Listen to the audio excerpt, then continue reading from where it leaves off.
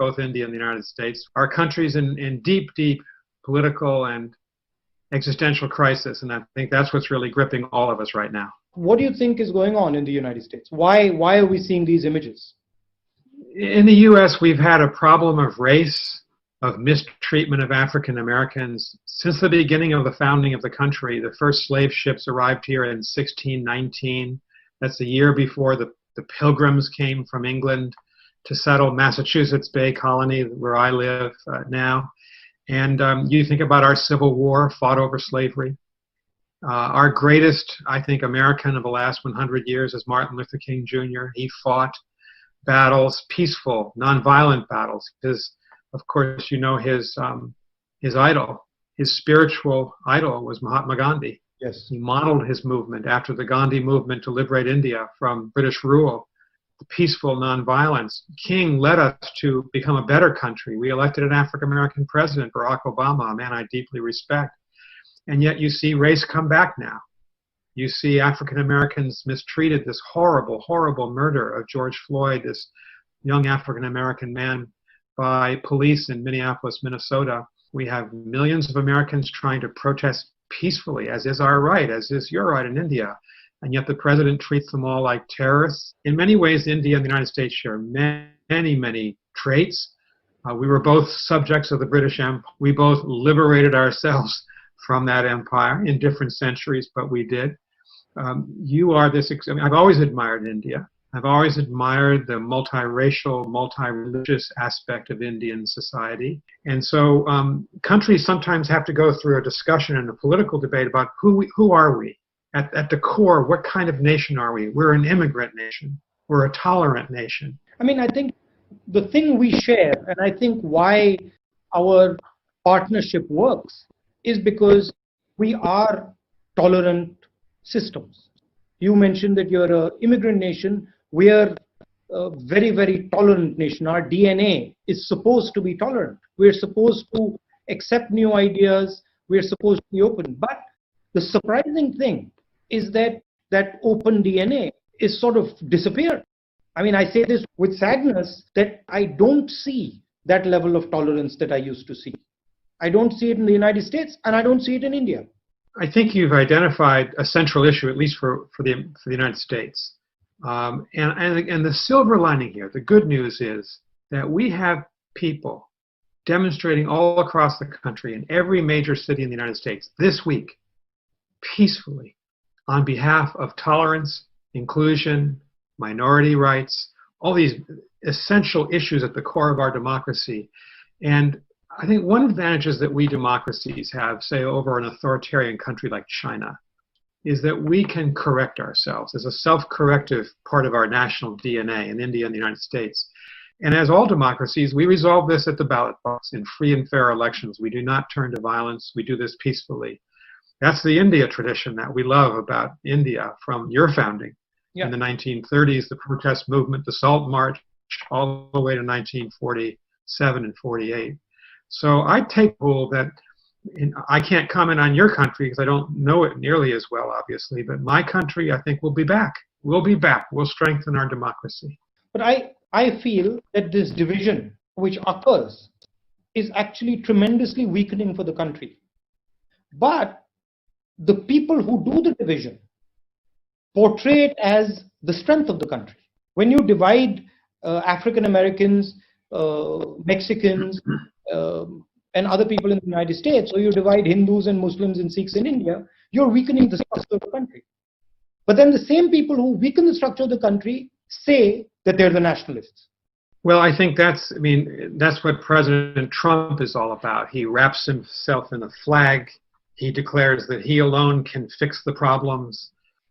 I must say, I think President Trump is in many ways an authoritarian personality. But in our country, you're seeing the institutions remain strong. Mm-hmm. The military clearly saying over the last few days, individual senior military leaders, we will not put American military troops onto the streets. That's the function of the police forces, not the military force. We'll abide by the Constitution.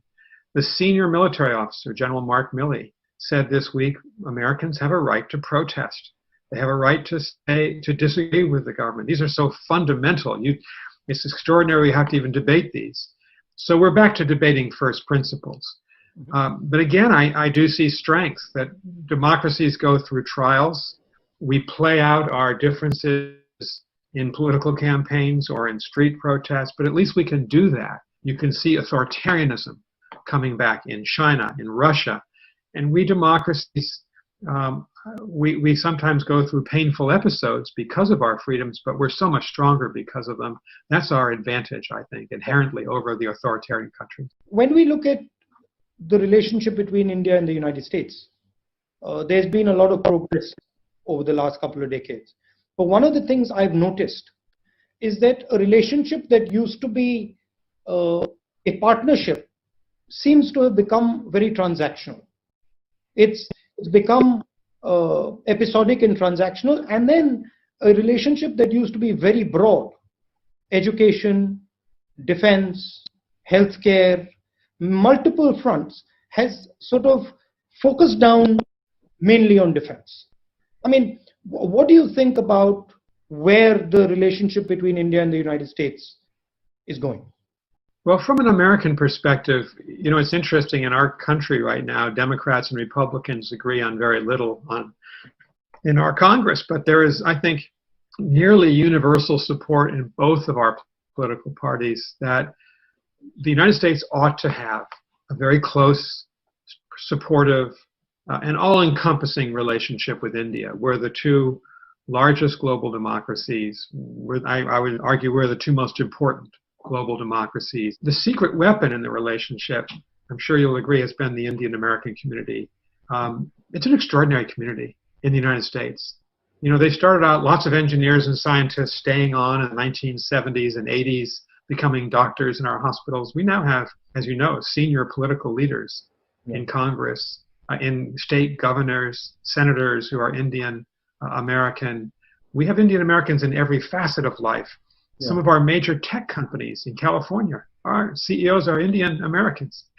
So I think there's been a maturation of that community, and it's a profound bridge between the two countries. So I'm very hopeful that the U.S. and India, our societies, not just our governments, but our society, very close, intertwined, integrated. And that's a great strength if you think that one of the challenges we face is the coming power of authoritarian countries. I mentioned two before, China and Russia. We never want to fight. We don't want war. But we want to preserve our way of life, and we want to preserve our positions in the world. And that's why I think so much of our relationship is so important between our two countries for that reason. I think the Indian American community is a real asset for us and an asset for you. So it's a joint asset, and it's a good bridge to have. How does one think about that going forward? Well, I think that to mention something you said before, Rahul, our military relationship is very strong. If you think about the U.S.-India naval and Air Force cooperation in the Bay of Bengal and throughout the entire Indian Ocean region, we're really together, and this gives me hope. But you're right, it can't be just about that.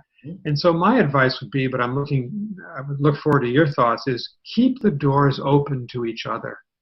Lower the restrictions on the movement of peoples between the two countries. I think H-1B visas, where a lot of university, high-tech Indian business people come to the United States on H-1B visas, they've been severely limited in recent years. We simply don't have enough engineers in the United States to run our economy. And India can supply many of those engineers. I'd keep the barriers low. I would encourage the movement of people, encourage university exchanges, and certainly encourage us to be working together on democracy promotion around the world, on science, on public health issues. If there's another pandemic in our future, and there most likely is, of some sort, our two countries could be doing a lot more together in terms of vaccine for poorer members of our society. I'd like to see our relationship go in that direction as well. If I look at the history of the United States, and I go back over the last century, I see big ideas, right? I see the Marshall Plan. I see how the United States worked with Japan, for example. I see how the United States worked with the Koreans, and these societies were transformed. I don't see that right now. I'll be very blunt with you. I don't see that type of a vision coming from the United States that is transformative. And one doesn't expect regional ideas from the United States. One expects global ideas from the United States. Well, that is a big idea in itself, the search for a big idea. I remember we were working very closely with Prime Minister Manmohan Singh. You'll remember this. Yeah. And our relationship, when I was involved centrally with the Indian government, it really was focused on trade. It was focused on the military relationship. And we were always searching for your big idea. You're right, because we have something very precious in common, and that's our democratic traditions. I still think that finding a way for Indians and Americans and our governments to combine forces to promote human freedom, promote democracy, promote rule of the people in the world, I think that is a powerful idea that Indians and Americans can bring together to the rest of the world. Again, we are not looking for a conflict with China, but we are waging, in a way, a battle of ideas with China.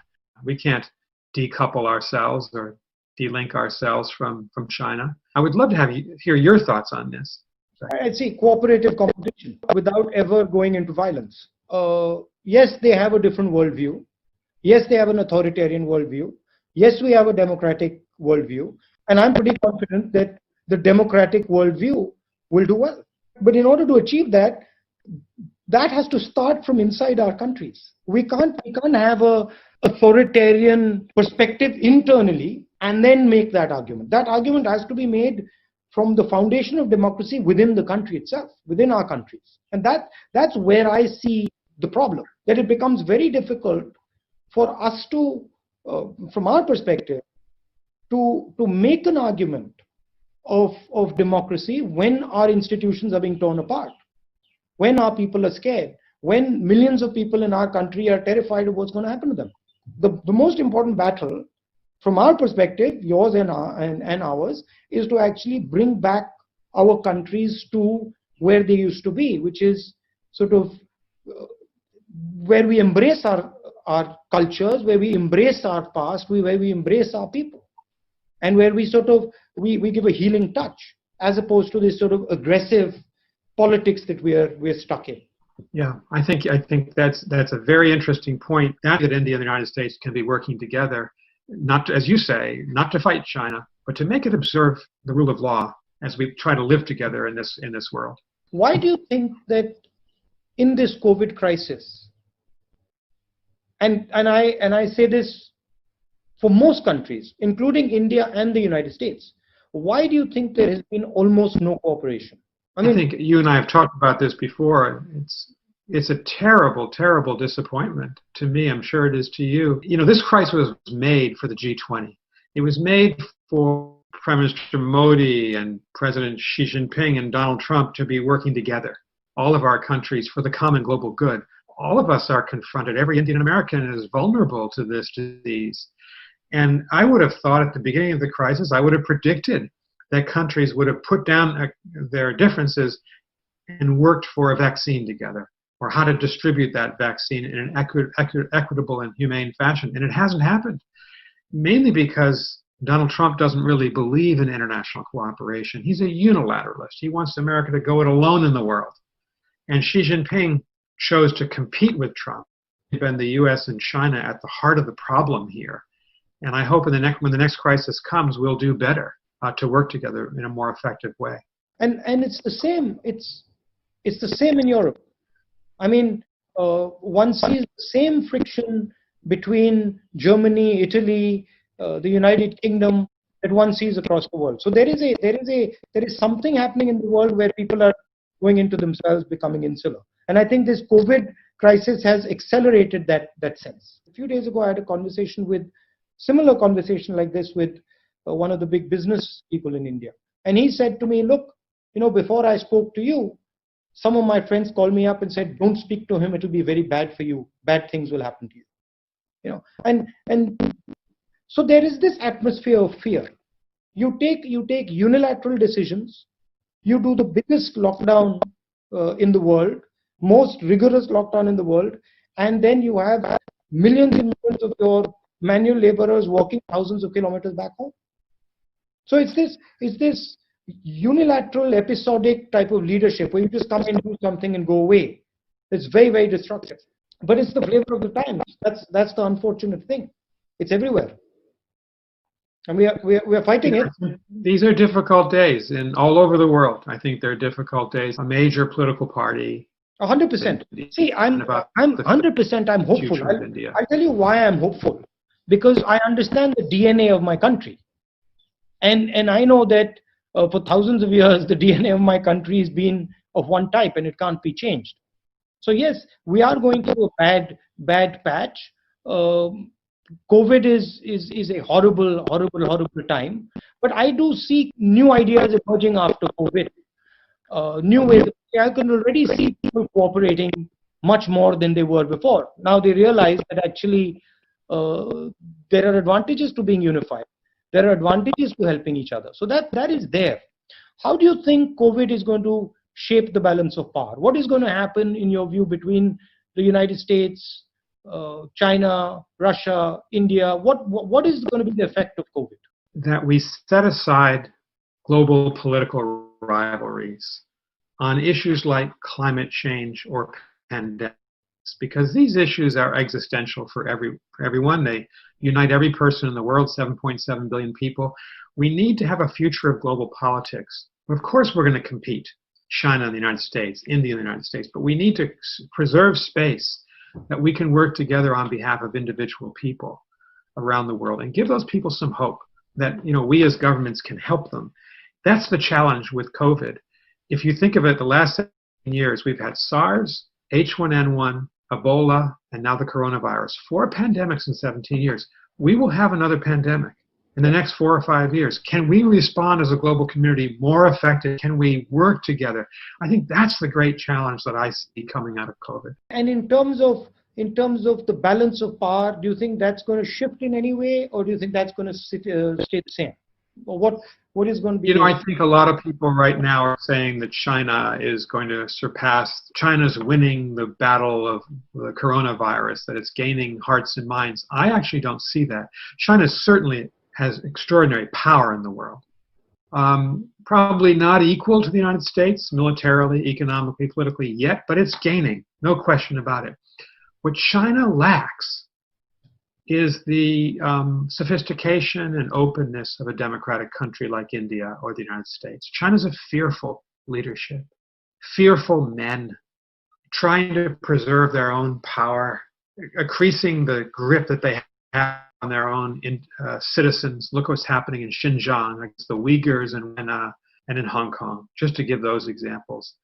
And I actually think I'm hopeful about the future of India and the United States. I worry the Chinese system is not going to be flexible enough to accommodate the desires of the Chinese people for human freedom and liberty. So I'm a champion of democracy, as are you. I have confidence that democracies will survive these tests. Imagine, Rahul, one last question for you. It changes politics. I mean, you can't go out right now and shake people, and you can't speak to a crowd. I don't shake hands, but I go into contact with people with a mask and stuff. Yeah. But it does, because public meetings are not possible, and that's the lifeblood of politics here. So a lot of social media, a lot of Zoom conversations on Zoom are happening. It is going to change. It is going to change some habits in the political sphere for sure. In India, it's also changed the psychology because of the lockdown and the way it was done. There is quite a lot of fear in the air. People believe that the virus is a very, very serious disease, which it is, but they're convinced that it is a fatal disease. So that sort of needs to be slowly removed as the virus fades out. That sense of fear.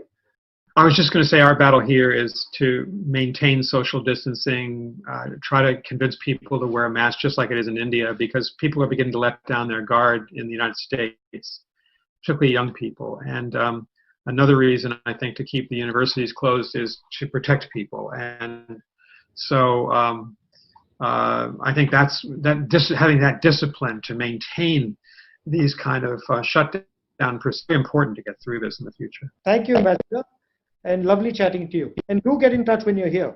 I certainly will. I'll come by to see you, and all best to you and to your family. Thank you. Thank you. Thank you, Rahul.